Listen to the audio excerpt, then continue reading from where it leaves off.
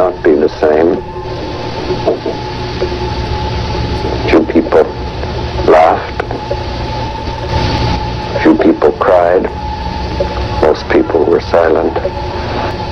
Now I am become death, the destroyer of worlds. I suppose we all thought that, one way or another. Just 1 month after Oppenheimer uttered these chilling words, the world witnessed a new era of warfare. On August 6, 1945, Little Boy was dropped on Hiroshima. 3 days later, Fat Man plunged from the skies over Nagasaki. These two blasts marked the dawn of a new era of warfare, etching themselves into history as one of humanity's most horrific tragedies, a memory that even 1,000 years from now, we will never forget. But for those who survived, were they truly lucky? Hair falling out, festering wounds, plummeting white blood cell counts, teeth rotting, eyes losing sight forever, cancer, birth defects. These were just a fraction of the horrors left behind. And in the end, an empire surrendered unconditionally, not through war, but through the sheer horror of annihilation. The shadow of death had fallen, and it has never truly left.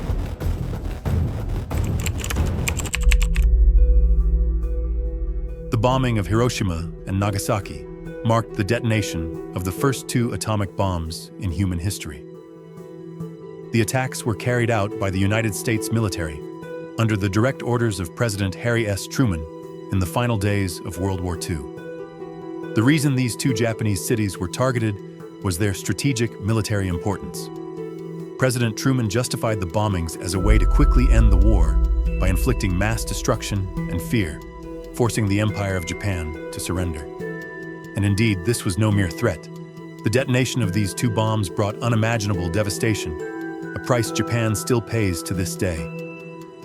On the morning of August 6, 1945, the US dropped the first atomic bomb, Little Boy, on Hiroshima. It took just 43 seconds for the bomb to detonate, unleashing a mushroom-shaped fireball that engulfed nearly the entire city. At the time, Hiroshima was home to 350,000 people, and most of them civilians. Following the blast, President Truman issued a chilling warning. If Japan does not now accept our terms, they may expect a rain of ruin from the air, the likes of which has never been seen on this earth. On August 8th, the Potsdam Declaration, along with multiple warnings, was broadcast to Japan. The US airdropped 6 million leaflets over 47 Japanese cities, each with a population exceeding 100,000 residents. These leaflets described the destructive power of the atomic bomb, comparing it to 2,000 B-29 bombers attacking simultaneously, and urged the Japanese people to demand their emperor end the war. This was considered the final warning before the second atomic bomb was dropped over Japan. However, Nagasaki never received these leaflets. Its people went about their lives, completely unaware of the impending catastrophe looming above them. Meanwhile, the Japanese government remained unresponsive, despite the Potsdam Declaration, as they hesitated over negotiation terms. 3 days later, on August 9, 1945, the second atomic bomb, Fat Man, detonated over Nagasaki. The bombs dropped on Hiroshima and Nagasaki were the second and third nuclear weapons ever built by the US. To this day, they remain the only nuclear weapons ever used in warfare.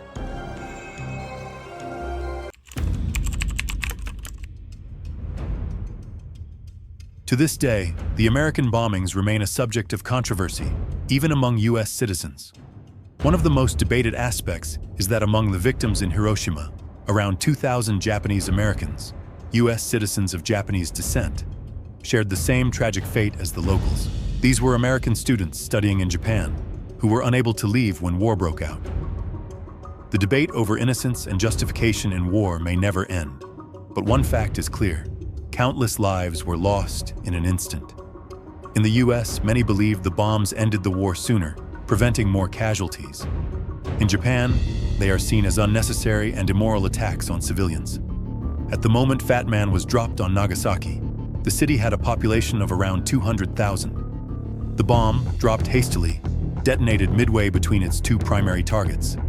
the steel and arms factories in the north, and the torpedo factory in the south. The exact number of deaths remains uncertain due to multiple factors. Different sources provide varying figures depending on when they were recorded. Many victims died months or even years later due to radiation exposure.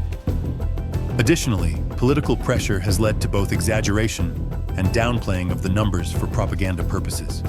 It is estimated that 140,000 people died in Hiroshima, either immediately or from its aftereffects, while 74,000 perished in Nagasaki. In both cities, the majority of the victims were civilians. Some sources estimate that the blast radius in Nagasaki was 1.6 kilometers, with fires spreading 3.2 kilometers south from the explosion site. An uncounted number of Hiroshima survivors fled to Nagasaki, only to experience a second atomic bombing just days later. Additionally, during the war, Japan forcibly brought thousands of Koreans to Hiroshima and Nagasaki as laborers. As a result, approximately 22,000 Koreans lost their lives in the bombings.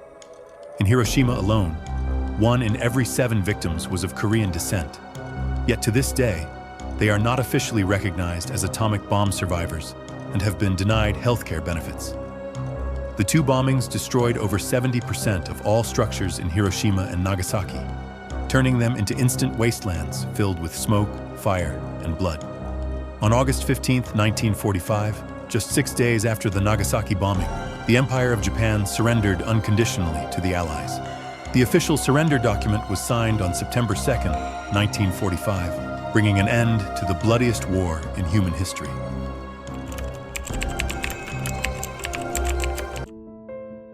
Japan surrendered, but their next battle was not against an enemy. It was to repair the devastating damage inflicted on those directly affected by the 2 atomic bombs. In the first moments after the explosion, intense infrared radiation was released, instantly vaporizing the skin and internal organs of countless victims. In just the first second, radiation alone had already erased thousands of lives. The blast expanded outward at 11,000 kilometers per hour, forming a massive fireball that engulfed most of the city's buildings. At the center of the explosion, temperatures soared to 7,000 degrees Celsius, 12,600 degrees Fahrenheit. Shattered glass and flying debris tore through human flesh, leaving victims drenched in blood. Many were swept into the towering mushroom cloud, consumed by unimaginable destruction. Given the sheer devastation, it is no surprise that between the 2 bombings, approximately 150,000 people died instantly. The atomic bombings devastated Hiroshima's medical system. 90% of doctors were killed or injured, and only 3 out of 45 hospitals remained operational, making medical assistance nearly impossible. But the nightmare didn't end there. In the following days, victims developed mysterious purple spots, suffered uncontrollable bleeding from minor wounds, vomited brown bodily fluids, and lost large clumps of hair. For those with deep burns, death came slowly and painfully, as their flesh deteriorated and melted away within 2 to 4 months. Survivors, known as hibakusha, endured lifelong suffering, with many later succumbing to radiation-related illnesses. Pregnant women faced high miscarriage and infant mortality rates. Those who carried to term gave birth to children with mental disabilities, physical deformities, and an increased risk of cancer. Many who looked directly at the initial blast lost their eyesight permanently. Cataract victims soon went blind, their eyes leaking fluids. Some victims were described as walking crocodiles. No eyes, no faces, their skin charred and cracked like reptilian scales, covered in red sores. Many could no longer speak, only able to produce faint whispers that sounded like a swarm of locusts. People near Ground Zero unknowingly drank radioactive water. Others consumed the black rain that fell from the mushroom cloud, later suffering from horrific radiation diseases. Leukemia cases spiked by nearly 50%, especially in children, and remained high for 6 years.